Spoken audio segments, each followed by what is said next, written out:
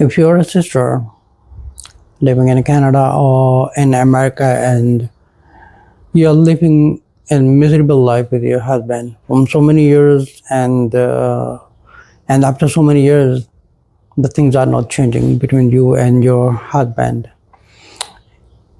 if you're just living under the threat or under domestic violence, and you are looking to get out of the relationship because your husband is keep threatening and harassing you and emotionally blackmailing you, and you are becoming mentally, psychologically sick from that person, you need to get a relationship without even thinking about the future, that regardless of anything, you really have to get out from the relationship, and you need to take a step, and you have finally make a determination, that's it. I'm not going to getting along with that. So if you're just living in America, the South America, or the Canada, and you're looking to get a relationship, your husband is not cooperative.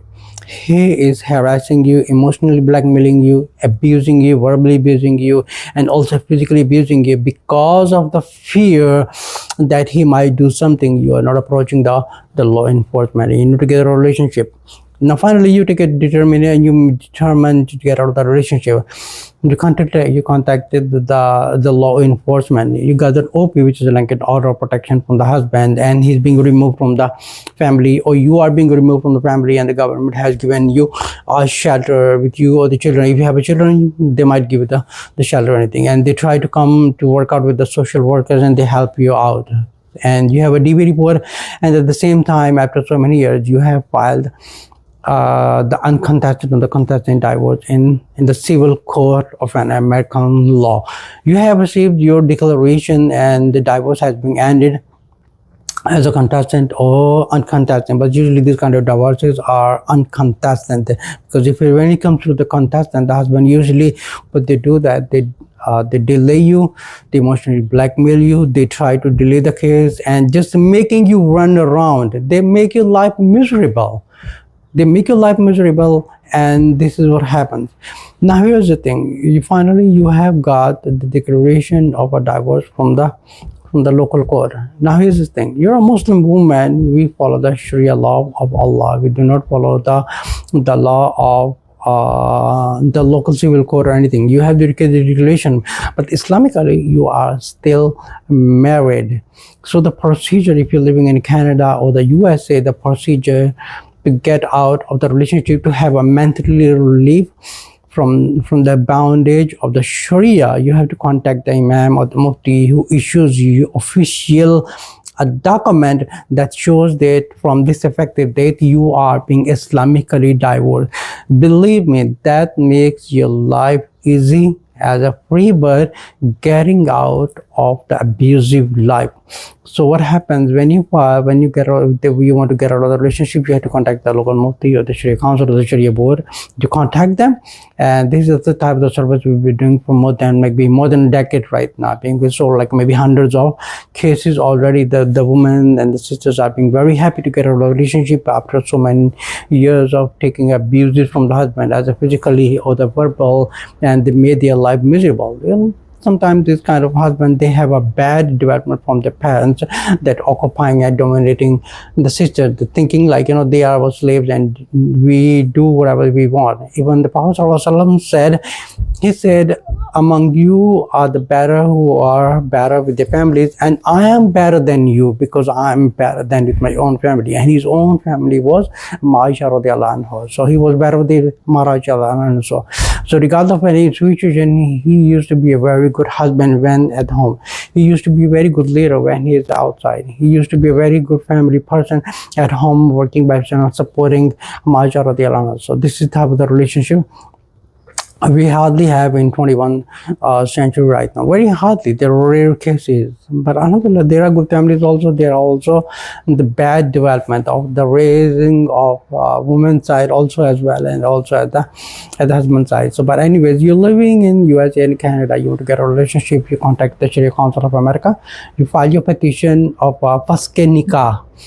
What is a Faskh nikah? Is basically you tell the Sharia Council, okay, this is the whole problem I have, and as an evidence, you have the reports from the law enforcement and OP and order of protection, and you also have a domestic violence, and also you have the report from the social worker, and also you have the report from the civil court. So these are all the evidences that you do have a bad history of a relationship with the husband, that this is not get along.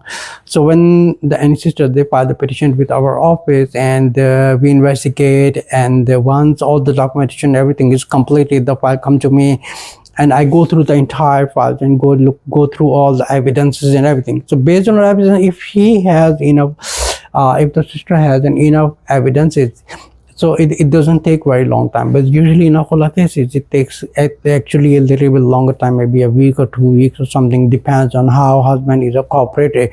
But in the matters of when it's a Faskh nikah is easier than the Khula, because in the Faskh nikah you do have the evidences of domestic violence. You have the evidences of a civil court. You do have the evidence of the domestic violence and harassment, and you have an OP, which is an order of protection, and you have a civil court reports and everything to produce and present in your petition. So based on all this petition, usually takes like few days, and you get the declaration, and then you have a free life to do whatever you like to do. You want to remarry, or you want to go back to the country, or do whatever you like, because you live in America and you might be doing a job or something, so it makes your life easier. But rather than having a stressful life, you're living under the threat. Believe me, this kind of relationship, it makes you mentally, psychologically sick, that it will end up in a mentally asylum if you do not get out of the relationship. But usually the most cases happen because of the verbal abuses by the husband as well as the wife. Verbal abuses, cursing each other and all these things. This is not the relationship. The man has to stay in his boundaries, and the woman has to stay in her boundaries, and the relationship makes a beautiful. But mostly in the most cases, it happens usually because the woman has a verbal attacking the man, and the man has an anger problem, so they get fight, and things go more worse and the worst, and then shaitan enjoys with that. So all the root causes is because how the woman was being raised in her family, and how the man was raised in his family. How is he taking care of the wife, and how the wife is taking care of the husband. If they both of them have the conflict, and sometimes it comes to the extent where they want to physically attack each other, beating each other, they end up both in a jail, astaghfirullah, in America, in Canada. But it's more worse in other countries. But if you're living in an important country like in Canada and America, things are more easy, because you can simply contact the local Shariah council, and you talk to the Mufti, talk to the local judge, and just tell them this is the problem I have. You produce your own evidences, and you present your own evidences like an OP, DV. Also, you can contact the civil court, and then you make it legally for them. They'll make it easy for them, and if you have enough evidences, it will make your life easier, and it declared right away.